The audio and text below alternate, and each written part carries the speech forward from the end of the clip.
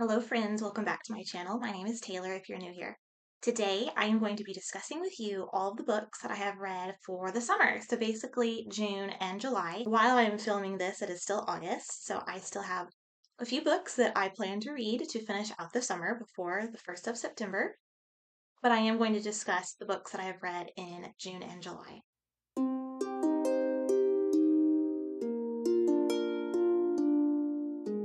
Since I didn't read a lot of books in either month, I decided just to put them together and have a few books to review, go over, and share with everybody.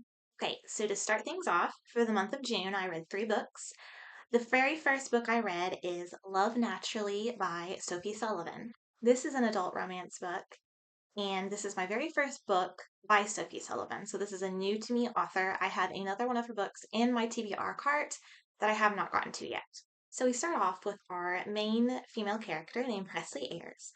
She has booked a romantic getaway for herself and her boyfriend of several months that she wants to improve the relationship on. She wants to let him know that she cares and she wants to do things that he loves to do. So she plans this romantic trip perfectly for him. All the things he wants to do, fishing, camping, wilderness, and she's not really interested in any of that, but she's willing to do this for him. Well, he decides that since this is his birthday trip, he gets to decide who he brings on the trip with him, and she is not who he picks. He wants to go with a bunch of guy friends. So naturally, she's hurt and upset, and they end up breaking up. She refuses to let that bring her down, and she decides to go on this trip that she planned for the both of them by herself, even though she's probably not going to enjoy herself. She is going to see this trip through. On her way there, she meets this very handsome man named Beckett, and they have an immediate connection. Turns out the campground that she's going to is owned by Beckett's family. He himself, along with his sister and brother, run this very nice upscale campsite. It's not like camping in the woods in a tent. It's a little resort, family owned, nothing huge or anything. Even though Presley doesn't really enjoy the wilderness, she comes to like this family and Beckett's niece, and she enjoys connecting with them and hanging out with them. So, as we see from the start, she and Beckett have an immediate attraction and they act upon this attraction, even though they know that they're not going to have a lot of time together because she is leaving eventually. And he probably is going to go back home um, to pursue his dream job. And even though they are not going to have a lot of time together, they still are going to spend their time wisely together. So basically, the book is about them on discovering their romance together and their attraction and their dreams and their pursuits. All the while, Presley is discovering she has found a found family within the family members of Beckett. There really isn't a lot of other description to wrap up the summary of this book. It is extremely physically driven, like insta-click, insta-romance, and I personally don't find that appealing to read because I find it extremely unrealistic. I know that it exists, but for me personally, it is not my favorite trope to read. I cannot connect with it. I just didn't get into this book. I was so attracted to this book by its cover. I thought it was fun, it was summery, gave me lake vibes, and I was really going into it with an open mind and really excited about it, but I just didn't end up enjoying it personally. And I actually gave it a 2 out of 5 stars. I know that's really sad, but I just didn't enjoy it. And when I don't enjoy a book at all, I'm not going to beat around the bush with the rating.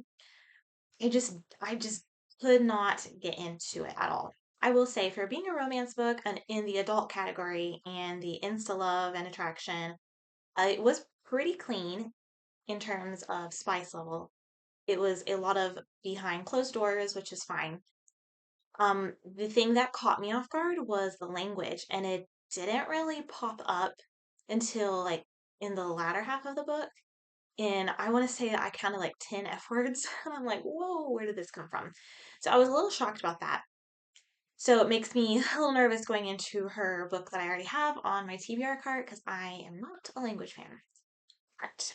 Just wanted to throw that out there. So yes, 2 out of 5 stars for Love Naturally by Sophie Sullivan. So the second book that I read in the month of June is Places We've Never Been by Casey West. I think it's either Casey or Cassie. I'm going to go with Casey. Casey West. This is a young adult rom-com or romance. There was some funny parts in there, so I'm going to go with rom-com. And this is about two best friends or former best friends named Nora and Skylar. So we start off with our female main character named Nora, and she has just found out that her mother and her former best friend Skylar's mom has booked an RV trip for 3 weeks. So Nora's family and Skylar's family are going to get together in an RV and travel the United States for 3 weeks, minus the dads. The dads are staying home. Nora is excited because she and Skylar used to be super best friends, and she cannot wait to reconnect with him because once Skylar moved away, they stopped talking, and she doesn't really know why. And so she would like to get their relationship back to normal, back to where it has been, although it's been a few years. I cannot exactly remember how many years it's been, but it's been a few years. So Skylar's family arrives and they embark on this journey, and she soon, very quickly discovers Skylar is not excited to be on this RV trip, and he's even not excited to see Nora. So Nora is immediately hurt and taken aback. She's going to separate herself from Skylar, be distant from him, and have little to do with him.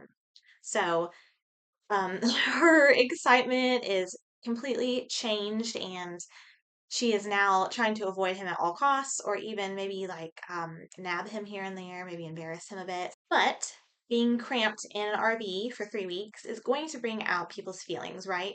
Feelings, secrets, things that are left unsaid, and the two start to become close again. They start to reconnect. They rediscover their friendship. They rediscover why they were so attracted to each other as friends in the first place. And of course, the romantic feelings start to come out as we knew that they would.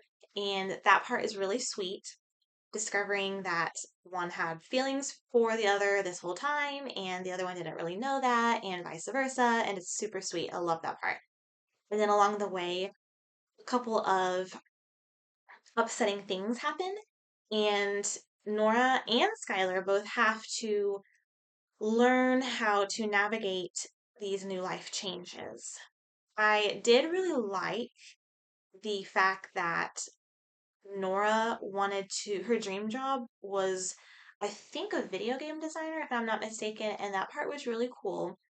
And one of their stops was a college in Seattle that she had an interview for the following year to start working there. Again, that went unplanned as well for her. And so it was good to see her really come out of her shell and kind of discover that we have plans in life, but sometimes life has other plans for her. So us. So that was that was nice to watch her kind of just overcome those obstacles. And of course, the book has a sweet ending, and I really enjoyed it. So this book I gave 4 out of 5 stars, and I really liked it. Okay, so the third book that I read for the month of June is Vivid by Ashley Bustamante. I probably butchered that name, and I am so sorry. But this is book number 1 in the Color Theory trilogy, and it is a fantasy, young adult fantasy. And the premise of the story is there are 3 color groups, and they each have magical powers. They have a specific name, and I completely forgot the name of each color. But to sum it up, there is the reds, and they have powers that control the body. So, like, example, they can heal. Then there's the blues, and they control like objects. They can make an object come to them, like the Jedi or something. And then the yellows are the ones that control the mind and have everything to do with the mind. And they are actually they're like outlaws, and that color has been banned, and those people who have that color have been persecuted and really kind of rounded up and destroyed because the reds and blues view that the yellows can take mind control and really twist it to a really unhealthy level and destroy society. So that was an interesting one, even though I'm sure all three colors could do that. So our female main character is Ava Locke, and she is a red. So she is in the school that they go to. I forgot the name of the school, but she is a top student, has plans of becoming a benefactor, which is a benefactor is kind of an elite group in society who are kind of in charge of all of the magic wielding people, basically. They're basically Mm, they just want to make sure that nothing gets out of hand, etc. Kind of, I guess, the government, I should say, maybe, perhaps. That's one way to look at it.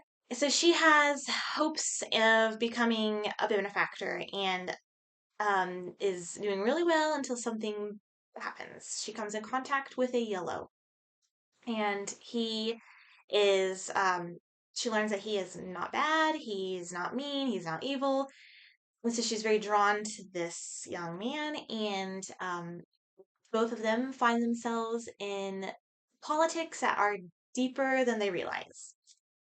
Um, Poor Ava discovers what happens to her parents. She and the main male character named Elm discover something about them that is important regarding their magic ability, and it's just a very interesting story. There are two more books in this series, so it ended on like a really big cliffhanger, and I'm interested in reading the next two to discover more about this world, the magic system, and everything. And so that was Vivid by Ashley Bustamante. Again, not sure if I got that right. If I didn't, I apologize. So that one I gave a 4 out of 5 stars. I really enjoyed it, and I will be picking up book number 2. Okay, so the first book that I read for the month of July is The Dream Keeper Saga, The Dragon and the Stone. That is a big title. I had to write that one down.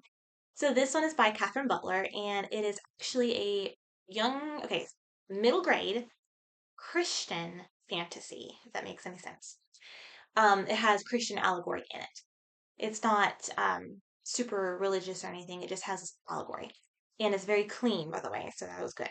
Okay, so in this book, we follow our female main character named Lily. And her dad has recently passed away, and he was a constant in her life. So she is very lost and confused until a dragon appears in her kitchen, eating her chili. In the meantime, her father's pendant with like a jewel on it appears to her in one of her books, and she is now the keeper of this jewel and the guardian through the help of her new dragon friend, learns that she is basically taking her father's place in this world that she didn't know existed. And her father is one of the guardians of this stone, and she learns that there are many others who guard and protect this land from the evil that ensnares it. So she has to team up with her new dragon friend and her enemy back in the real world named Adam, who is a bully. And come to find out, the reason he's a bully is some underlying parental things that have just seeped out, and he takes his frustrations out on other people by bullying them.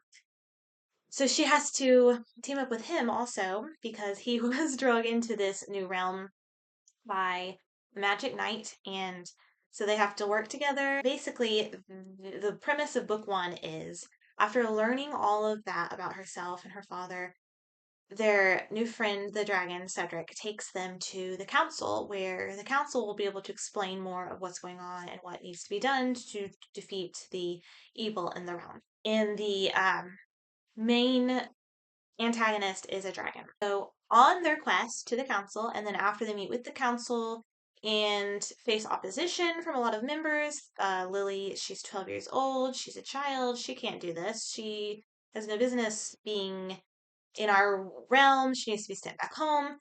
Lily is determined to continue in her father's footsteps and see this through. So after that, they actually discover a secret hidden message from her father alerting Lily to the fact that he is actually probably still living and that he's not dead.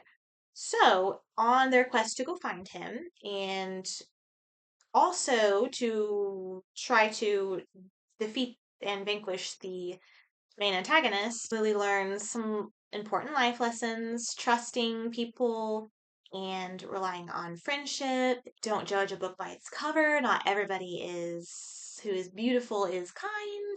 Things like that. So a lot of things that young middle grade readers, it's good for them. I enjoyed it just because for the fantasy aspect. I liked it and it was really clean. And I think there's 5 books in this series, and this was book number 1. That was my first book for the month of July, and I gave that one a 4 out of 5 stars. I enjoyed that one as well. So I only read 2 for the month of July, and the second one was The Wind in the Willows by Kenneth Grahame, so the classic. This is actually a reread, and I enjoyed it better the second time. The reread, I enjoyed that one better. This is following our I'm going to say 3 main characters, but sometimes 4. Toad, Rat, Mole, and Badger. And we have other little characters here and there, of course, but those are our 4 mains. And we just go through the adventures of these 4 characters. These 4 creatures who live in this peaceful, wonderful woods, and they enjoy all 4 seasons, and they develop a friendship, and we really see the friendship aspect between Mole and Rat, and then Badger is kind of the fatherly figure sometimes, and then of course, probably the most popular one is Toad. And he goes on a ton of adventures, or should we say misadventures, where he is always getting himself into trouble, either with other creatures, the law, just a bunch of things. And it is an absolutely delightful read. It is a bit slower at some parts, meaning sometimes classics for me can be a little slower than today's contemporary reads, and that's fine. That's normal. I don't care. I This is not a book where you're going to be sitting on the edge of your seat or anything. It is a perfect book for you to feel cozy and homey and just it's just like a big hug and a blankie with your cup of tea and animal pet by your side. That's this type of book. It is just such a fun read. I really, really, really loved reading it again for the second time, and it's probably going to go on my favorite shelf with my other favorite books. So I really liked it. It's really great to pull out every couple of years and just feel cozy and have a nice, fun, clean, and enjoyable read. Okay, so those are my books for the months of June and July. My summer reads, basically. I'm, of course, still reading in August. But those were the books that I read. I would love to hear what you all read for the summer and what books that you enjoyed the most, what you would recommend. Thank you so much for watching. If you liked this content, please do not forget to like and subscribe. It helps a lot. And we will see you very soon. Thank you for watching. Bye.